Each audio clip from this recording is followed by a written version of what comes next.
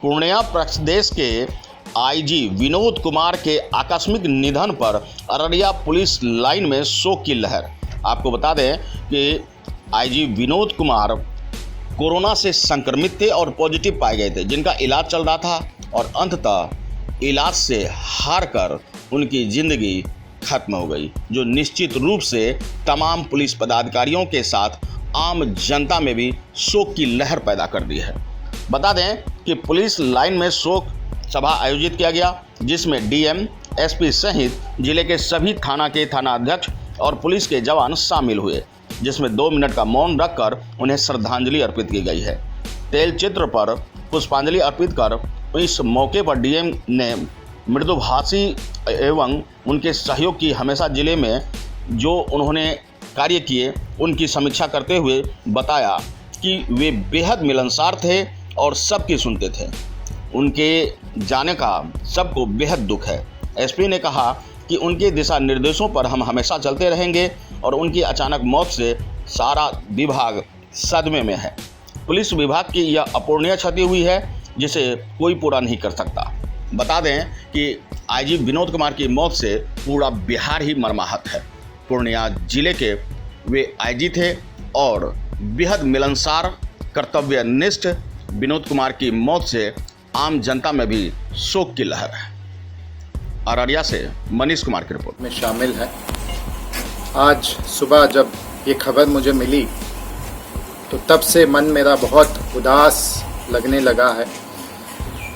जैसे एसपी साहब के द्वारा भी बताया गया है, 2 दिन पहले ही जब उनकी बात एसपी साहब से हो रही थी तभी मेरे संज्ञान में आया था कि एसपी साहब का जो तबीयत है वो आईजी साहब का जो तबीयत है वो ठीक नहीं है। फिर तुरंत शाम के समय में ज्ञात हुआ है कि तबीयत उनका बहुत बिगड़ गया है और उनको एम्स ले जाया जा रहा था। तब से ही मतलब हमेशा ये मन में एक उदासीन सा एक भाव मेरे मन में चल रहा था। पर आज सुबह जो ये दुखद घटना सुनने के बाद मेरा मन बहुत ही उदासीन हो गया है। आईजी साहब जो हैं बहुत कर्मठ पदाधिकारी थे और कार्य के प्रति हमेशा समर्पित रहा करते थे।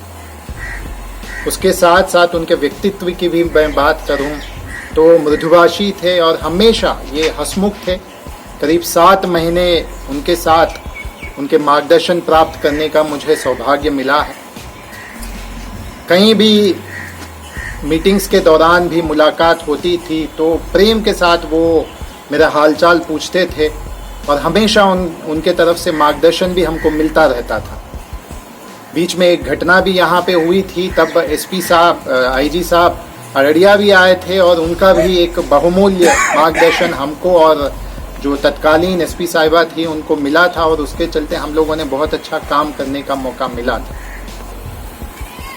मेरा इस दुखद घड़ी में आप सब लोगों को बस मेरा एक ही विनती रहेगा कि कोरोना के प्रकोप में हम लोग जो रह रहे हैं, अभी जिस तरीके से करीब 7 महीना कुछ गुजर गया है, उसके बाद अभी कुछ लोगों के मन में ये अभी भाव है कि कोरोना जो है अभी उसका प्रकोप घट गया है। पर मेरा जो व्यक्तिगत मानना है और जो वैज्ञानिक हैं उनका भी यही मानना है कि कोरोना का जो प्रकोप है बिल्कुल घटा नहीं है। इनफैक्ट अगर देखें तो उसका जो इंटेंसिटी है वो अभी बढ़ा है और कोरोना के केसेस का भी अभी जो विश्लेषण किया जा रहा है। सुबह ये खबर मुझे मिला और अभी तक विश्वास नहीं हो रहा है कि हमारे आईजी सर हमारे बीच में नहीं रहे। तो 2 दिन पहले ही शाम को हम जब भ्रमण कर रहे थे तो फ़ोन पे उनसे बात हुई थी।